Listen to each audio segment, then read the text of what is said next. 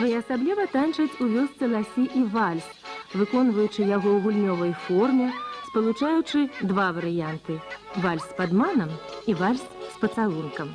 Гэта вальс з падманам. Танцор або танцорка выходзяць у круг і выбіраюць сабе пару. Запрашаюць, а потым, рэзка павярнуўшыся, ідуць запрашаць другога.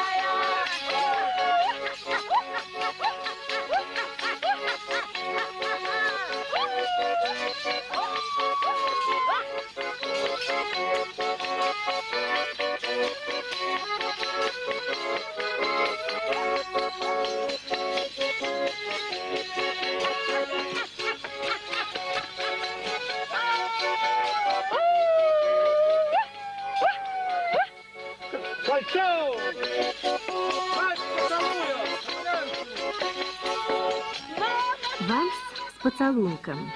Гэта калі ў цэнтр круга становіцца на адно калена мужчына і хлапкамі або усім сваім выглядам запрашае жанчыну прысесці.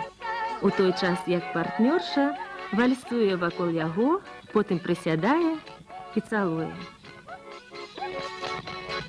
Затым пара вернецца ў круг, усе будуць танчыць парамі, потым зноў вальсаваць кругам, з якога ў сярэдзіну будзе выходзіць новая пара, і ўсё паўторыцца спачатку.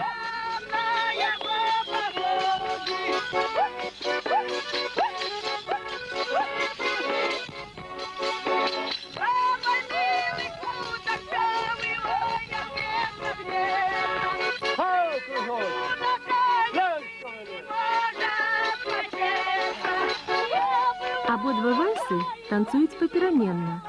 Каманды падае завадатар або музыканты. Яшчэ адна асаблівасць вальса.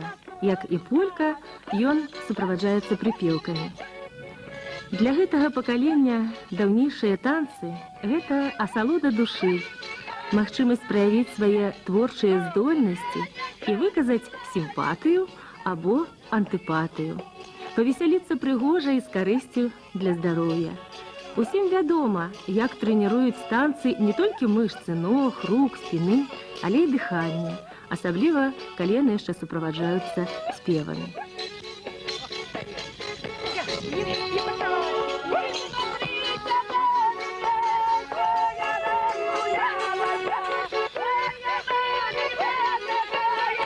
Para, para!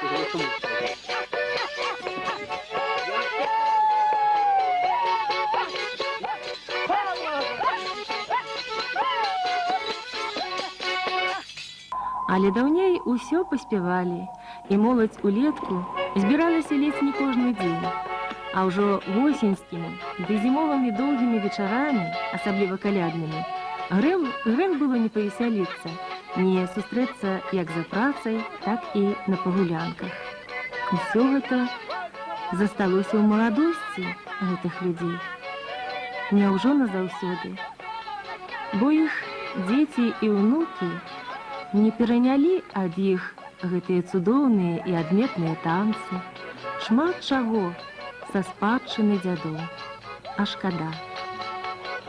У тым, што даўнейшыя танцы гэта карысны і прыгожы, змястоўны адпачынак цікавы для кожнага, хто навучыўся іх скакаць, упэўніваюць гэтыя старэйшыя мужчыны і жанчыны з вёскі Ласі Бабруйскага раёна. Большасць з іх носіць прозвішча Лось. Дагэтуль яны захавалі прыгожыя постаці і ўласную годнасць, прыгажосць рухаў і пачуццяў, якія яны выказваюць у мастацкай форме праз творчасць.